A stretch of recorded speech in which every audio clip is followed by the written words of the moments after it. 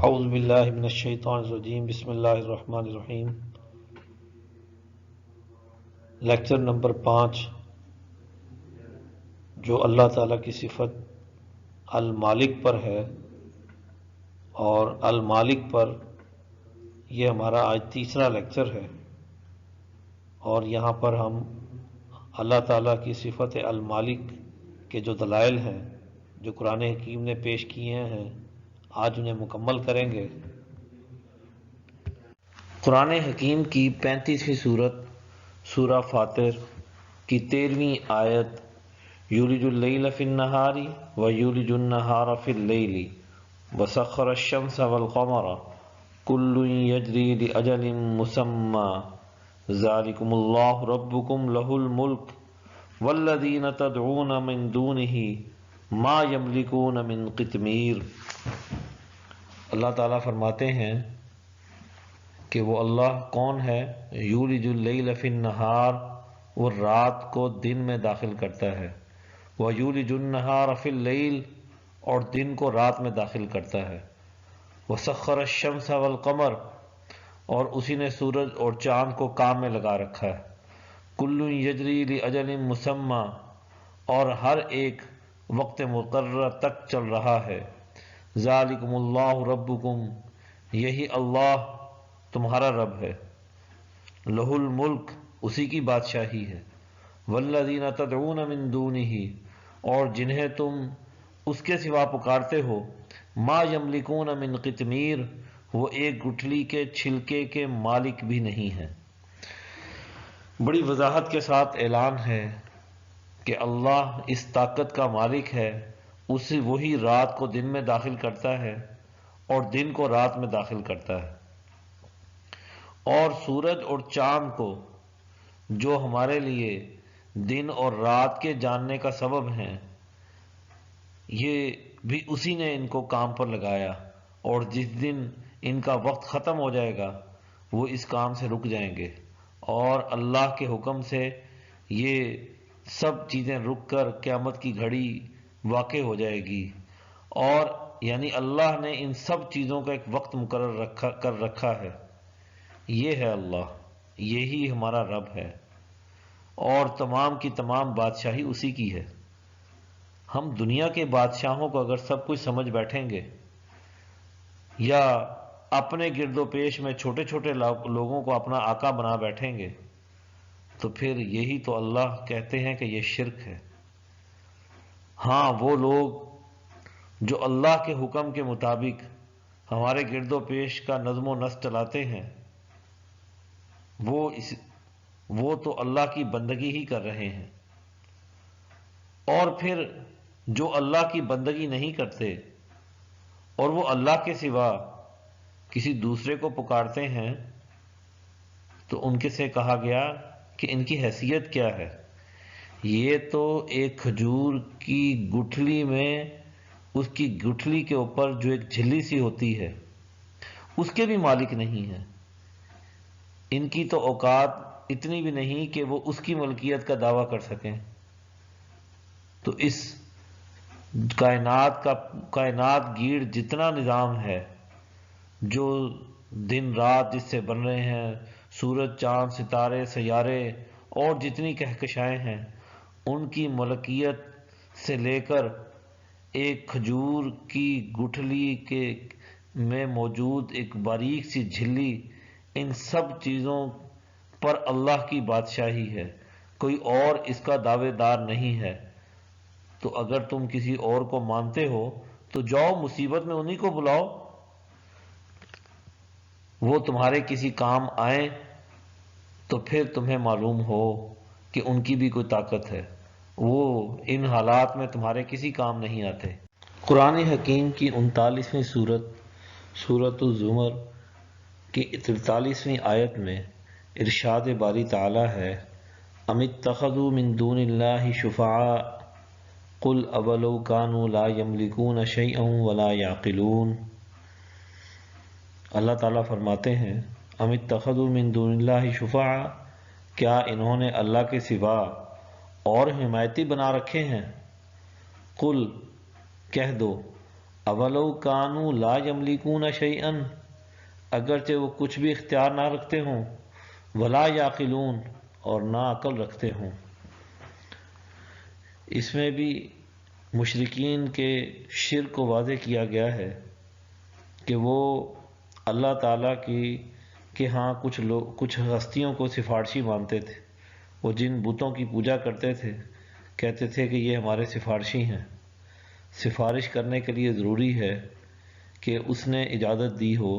کہ تم سفارش کر سکتے ہو۔ تو اللہ کہتے ہیں کہ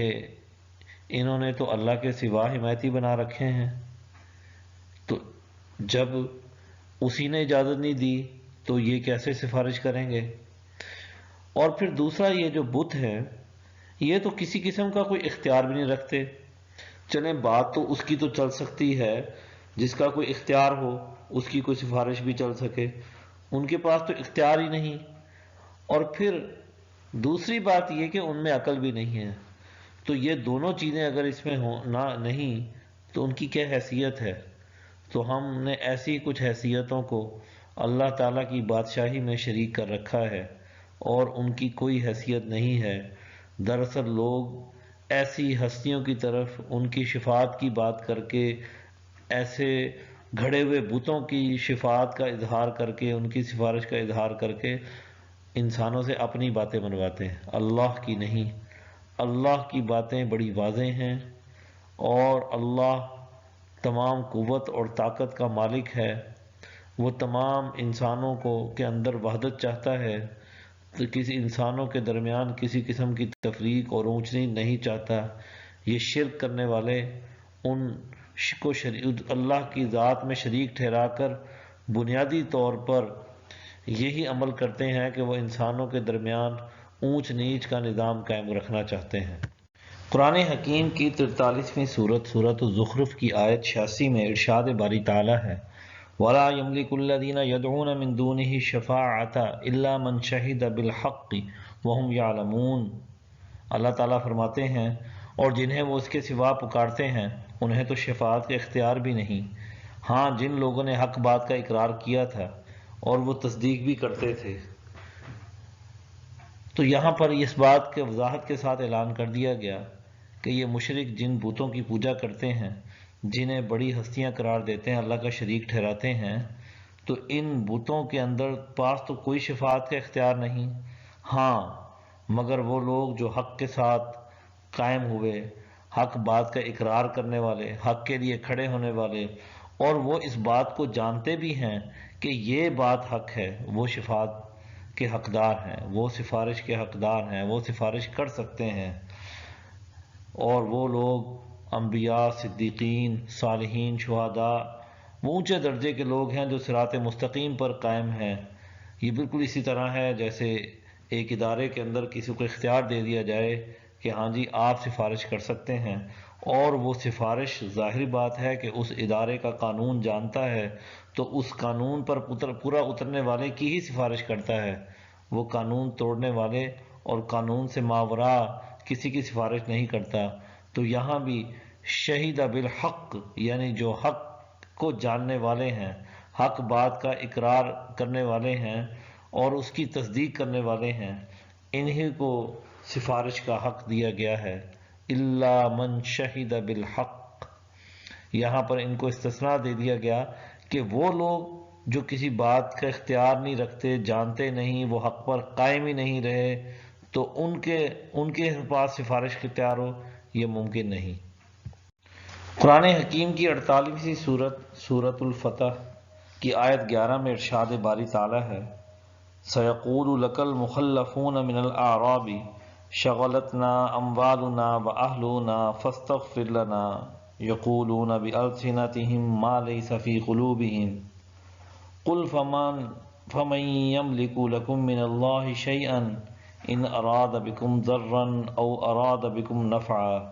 بَلْ كَانَ اللَّهُ بِمَا تَعْمَلُونَ خَبِيرًا۔ ان قریب آپ سے وہ لوگ کہیں گے جو بدویوں میں سے پیچھے رہ گئے تھے کہ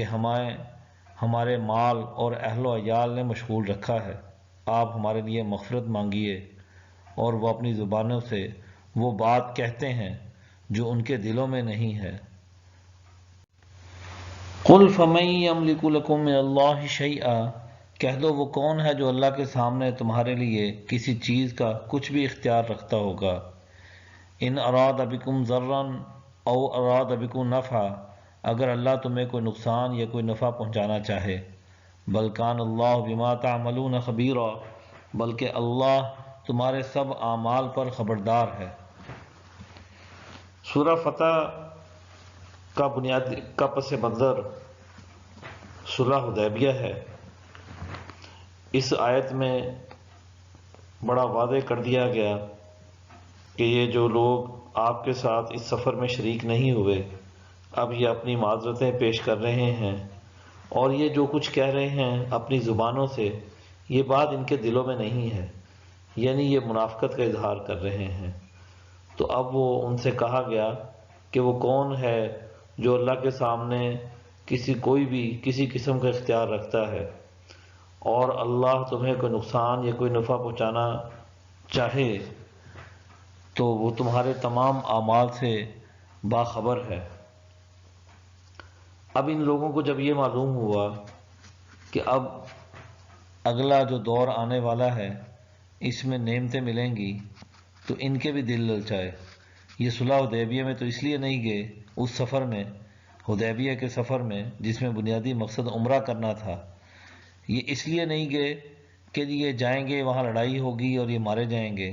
ہم کیوں خوب مفت میں اپنی جان گنوائیں۔ تو اصل میں یہ منافقوں کا رویہ ہے کہ جب فائدے کی بات آتی ہے تو کہتے ہیں جناب ہمیں بھی ساتھ لے کر چلیں، اور جب جہاں پر نظر آتا ہے کہ جان جانے کو خطرہ ہے یا کوئی مشکل کام کرنا پڑے گا تو پھر وہاں سے جان چھڑاتے ہیں۔ اسی طرح انہوں نے اس سفر سے جان چھڑائی۔ تو اب آگے اللہ تعالیٰ نے جن فتوحات کا اعلان کیا اور خود صلح حدیبیہ کو ایک بڑی فتح قرار دیا، تو اب ان لوگوں کے دل بھی للچائے اور پھر بہانے کرنے لگے کہ ہم کسی وجہ سے نہیں جا سکے، ہم اپنے دوسرے کاموں میں مصروف ہو گئے تھے۔ تو اس لیے یہاں پر بڑی وضاحت کے ساتھ اعلان کر دیا گیا کہ تمام چیزوں کا اختیار اللہ تعالیٰ کے پاس ہے، تو تمہارے دلوں کے اندر جو سچی بات ہے وہ اللہ جانتا ہے، اللہ ہر بھید کا جاننے والا ہے۔ سورہ فتح کی ہی آیت 14 میں ہے وَلِلَّهِ مُلْكُ السَّمَاوَاتِ وَالْأَرْضِ يَغْفِرُ لِمَن يَشَاءُ وَيُعَذِّبُ مَن يَشَاءُ وَكَانَ اللَّهُ غَفُورًا رَحِيمًا، کہ آسمان اور زمین کی حکومت اللہ کے لیے ہے، وہ جسے چاہے بخشے اور جسے چاہے عذاب دے، اور اللہ بخشنے والا بڑا مہربان ہے۔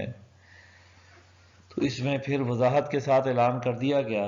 کہ اللہ تعالیٰ کی صفت غضب پر اس کی صفت رحمت غالب ہے۔ اللہ تعالیٰ جو زمین اور آسمان کی بادشاہی رکھتا ہے، جس نے اس آسمان اور زمین کو ایک قانون کے تحت چلایا، اسی طرح اس نے عذاب اور مغفرت کے بھی قانون رکھے ہیں۔ تو اللہ تعالیٰ کسی کو توبہ کی ہدایت دے دے تو اللہ اس کے لیے بخشش کا راستہ کھول دیں گے، اور اگر کوئی اپنی اسی پر رہنا چاہتا ہے تو پھر وہ اللہ کے عذاب کا مستحق ہے۔ تو اس لیے یہاں پر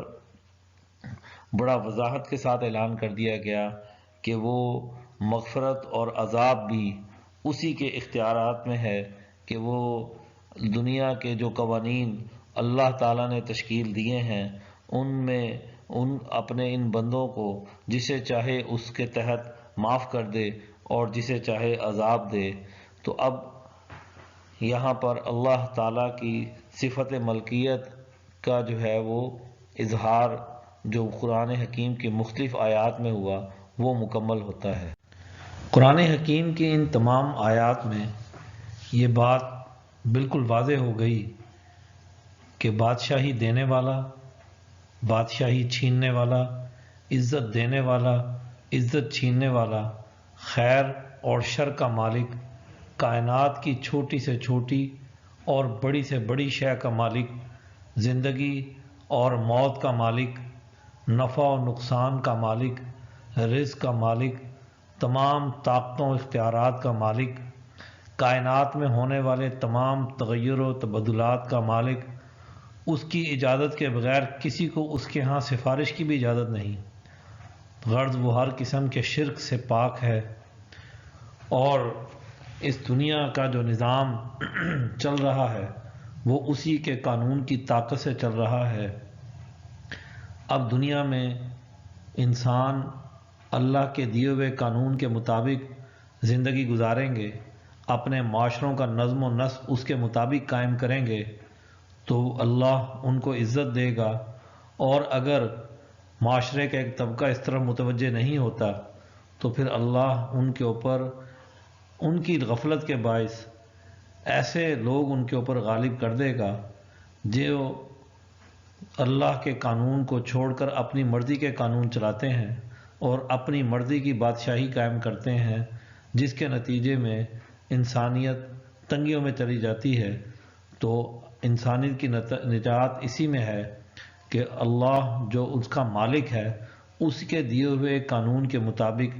اپنے معاشروں میں نظم و نسق قائم کریں۔ صدق اللہ العظیم۔